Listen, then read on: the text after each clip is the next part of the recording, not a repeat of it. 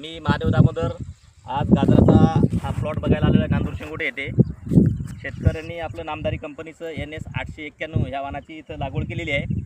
त्यांना ही व्हरायटी कशी वाटली, त्यांचं काय मनोगत आहे आपण थोडक्यात जाणून घेऊ। दादा नमस्कार। नमस्कार, तुमचा पूर्ण परिचय द्या। प्रकाश मुंगसे, नाव नांदूर शिंगोटे। साधारण मी ही व्हरायटी आता दुसरा टाईम आहे माझा। तर आता याची लागवड कधी केली होती? लागवड याची फेब्रुवारीला 1 फेब्रुवारी दरम्यान लागवड केली। 1 फेब्रुवारी आजचीचा आता हा जून महिन्यात चालू आहे। जून महिन्याची जवळपास 12 तारीख 11-12 तारीख आहे, बरोबर आहे? हो. म्हणजे फेब्रुवारी, मार्च, एप्रिल, मे, जून जवळपास आज 5 महिने झाले। 5 महिने। बरं, आता ही 5 महिने झाल्यानंतर शेतकरी बंधून तुम्ही बघू शकता, तुम्हाला व्हरायटी कशी वाटते याची? जी ठेवण आहे, नंतर तुम्ही समजा प्लॉट काढायला लेट जरी झाले तरी तुम्हाला कसं वाटते? सगळ्यात महत्त्वाचं गाजराची साईज, माल एक साईज हो, लांबी एक साईज आणि असं म्हणजे माल हा देशी भरलेला नाही आहे।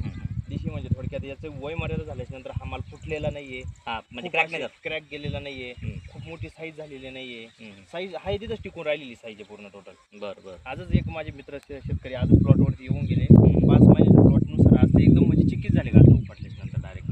त्यांना काय वाटलं?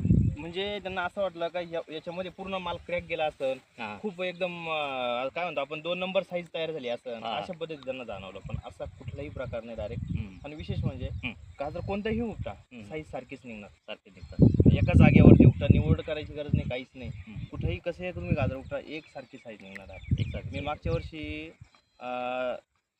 संक्रांतीला काढायला आलते माझे प्लॉट 2 प्लॉट। बरं, ती माझी सुरुवात होती नामदारीची। बरं, शिंगेची व्यापारी आहे उगली म्हणून, त्यांनी मला सुचवलं होतं का फौजी टाकण्याच्या ऐवजी तुम्ही नामदारीकडे वळा।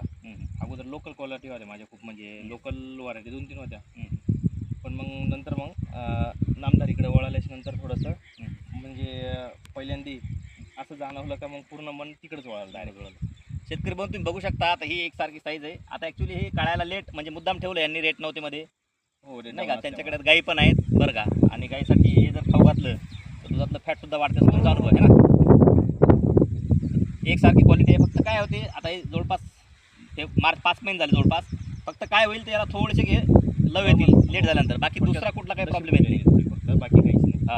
बाकी आज पण मशीनमध्ये क्लीन करून तो पूर्ण चोपडच माल निघतो, बघू शकता तुम्ही। महत्त्व सगळ्यात त्याला आहे कमी साईज एक साईज माल पाहिजे, जाड माल नाही झाला पाहिजे, बरोबर। आणि त्याच्यानंतर आहे ना असं क्रॅक नाही गेला पाहिजे, बरोबर। देशी भरल्याच्यानंतर क्रॅकचं प्रमाण जास्त वाढतं आणि 2 नंबर माल जास्त निघतो।